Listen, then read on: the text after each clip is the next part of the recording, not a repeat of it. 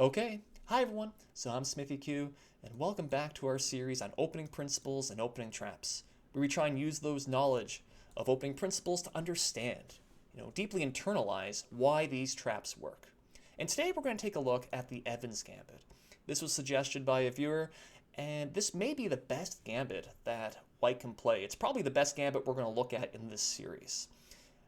A lot of natural moves from Black lead to, well, bad positions, and White seems to get a very prolonged initiative, even if the computer thinks the position is roughly equal. Now, to fully understand this, let's actually back up for a second. And let's just imagine Black wanted to play bishop c5, but whoops, mouse slip. Then after c3, okay, we'll put it right back. So what's happened is this bishop has taken 2 turns to get to c5. Black has lost time. And it might seem, so what? But it's actually a really big deal. For example, let's just imagine Black is going to play the normal Italian setup, getting all of his pieces out. Because he's lost that one move, after this, if you go takes and takes, Black is essentially lost in this position. Let's look at the stats. Yeah, it's overwhelming in White's favor. And the power of the center is just extremely strong here. If you've taken my course on opening principles on Chessable, we've seen several examples of this pawn center sweeping Black away, and that's going to happen here. The problem for Black is that normally you're able to play bishop goes to b4, it's check, and that gives you time to play d5 next move. You can challenge the center, and you're fine. You're okay. Unfortunately, obviously, bishop b4 is not check, and the pawns are going to just absolutely march forward, and Black is toast. Black is done.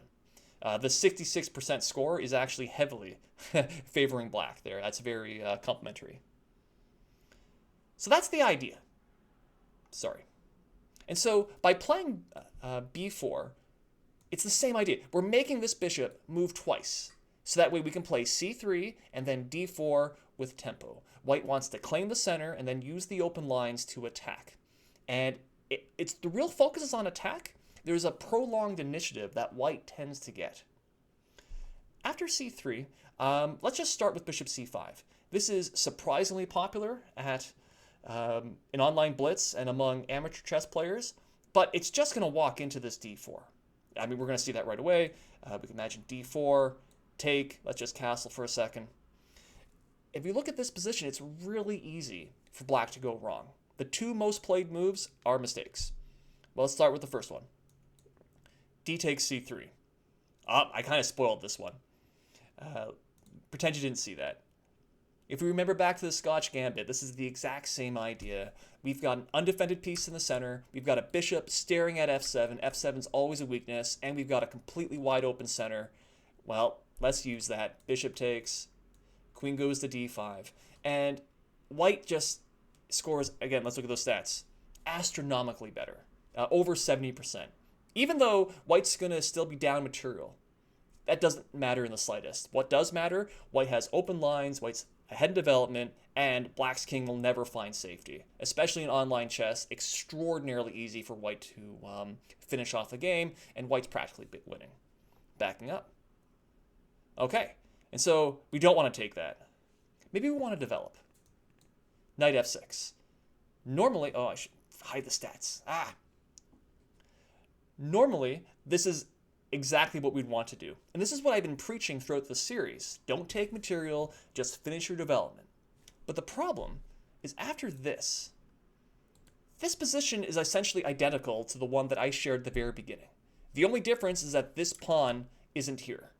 And that actually arguably helps White, because if this bishop leaves this diagonal, for example here, yeah, look at that. This bishop has the opportunity to come here, stopping Black from castling, and the e-pawns are going to roll. D-pawn's going to roll. Black's just going to get marched over. Again, White is doing extraordinarily well. And so Black needs to do something else. He can't just play normal knight f6, and he can't go taking on the d-pawn. But of course, this really comes down to bishop c5 not being the best move. So backing up, let's just make sure we know where we are. After here, takes c3. Surely the most principled move is to bring the bishop back. And then after d4, we can see here sort of the long-term idea of White's compensation. He wants to open the game up. Again, this bishop's got great diagonals. He's going to castle. This queen frequently comes to b3, applying pressure over here on f6. And black is still at least 2 moves away from castling. So it's a real balancing act to see, well, can black not lose instantly, so to speak. And again, this is why I think the Evans Gambit is such a good opening, is because, well, knight f6. Normally the move we'd want to play. Develop, we're not opening lines, we're getting ready to castle, and it's a mistake. Because after d takes e5, the move that black wants to play, oh, do you see it? It's the exact same pattern again and again and again. Bishop staring at f7, we've got the wide open center, and there's a piece undefended. All these things, instead of the bishop on c5, it's knight on e4. We can actually play queen goes to d5. We're threatening checkmate. We're threatening to win the pawn. That's game over. At least 75% of the time it is. And so this is where the power of the Evans Gambit really comes in. It's this, it's very easy for black to go wrong in that sense. The normal ways that I've been recommending that you'd play against the other gambits, they can fail because we still need to calculate. As much as we want to be able to just rely on the principles every step of the way, we still need to calculate. Okay, so what should black do? Let's just sort of back up. There's 2 things here. One, let me show the stats. The best scoring move, okay, if we ignore the 0% d5, is actually just to decline the gambit. Push back. If you look at the score, black actually scores near equal or better in almost all the lines that go forward. So that's great. I know there are some people that will say, some people do say the only way to refute a gambit is to accept it. And that's true. At the same time, I'm not necessarily interested in refuting an opening. I just want to play a normal game, play some chess, and not get caught out with a trap. And if that means not taking the pawn, well, great. So be it. This is a very good practical move. Now that said, let's say we do take it and we enter the melee. c3 here. My sort of philosophy, if you will, or you can think of it as a rule, as a guideline, is that you can always accept the first pawn, never accept the second one. That is, after d4. Again, here's what white wants to do.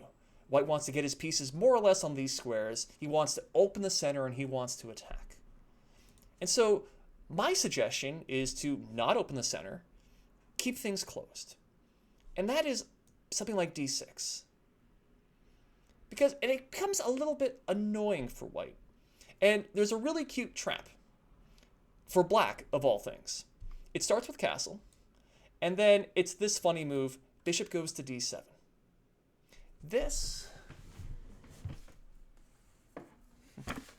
is actually featured in Tarash's book, The Game of Chess. It's about 100 years old now at this point, and it still holds up, which is hilarious. What's the idea behind bishop d7?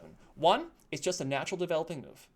But 2, it's really tempting white to play this move, queen b3, which you would think is just a refutation. It's hitting f7 and it's hitting b7. All right, queen e7, we're going to cover it. And the whole point here is that actually white can't take this pawn. No, it's actually pretty obvious. After we hit, boom, bang, guess what? Queen is trapped. And this has happened a couple times. Black actually wins 100% of the time. Woohoo! It's hilarious to see a trap for black here in such a great aggressive opening for white. And so this kind of means here that if white can't take on b7, he has to do something else. But it's a little bit annoying. I mean, if the bishop comes to a3, it's staring at d6, and so it's not the wide open diagonal it wants. As long as this pawn is still on c3, the knight can't come in here. The center is blocked, and so the rooks don't have open files, and it's not as easy for white to play. And I think, if I were to show you the stats, we can see that this is backed up. There's not a lot of games here, but black scores really, really well in most of them. And I think the idea behind that is that he's not unnecessarily opening the position. He's not trying to refute white's play. He's just trying to keep things as close as possible. He's then going to finish development, and then we'll see what happens. It's very also common for black to push this bishop back, targeting the center, and once this bishop moves, knight a4 trades off an important piece, and then black is absolutely fine. And I wanted to share this just because this is... I'm always delighted when I come across a variation that still works. Computer calls it perfectly fine. It's 0.01 or something, so it's still sound, and it was analyzed over 100 years ago. So those old masters, they knew a thing or two. But again, the general idea isn't just, okay, memorize this variation, whatever, but it's a thought process. It's don't necessarily open the position. Take one pawn, but as much as we can, let's not take the second one. So I think that's going to just about do it for this series. This is my last planned video in the series. I hope you enjoyed that. Again, the idea isn't just to learn these individual ideas and memorize these traps, then go win. Rather, I hope I was able to explain the ideas behind that. And we can see how the ideas in one video, in one trap, are related and connected to all the other ones. And the more ideas that you get like this, it's really a currency that you can apply across many, many different positions. I could go into more in depth in some of these variations, some really cool ones, but I think we'll just cut it here.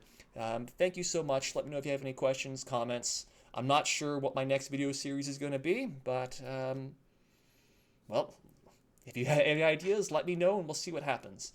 Otherwise, thanks so much for watching. Thanks for listening. Do that whole YouTube thing. That's great. The likes and subscribes.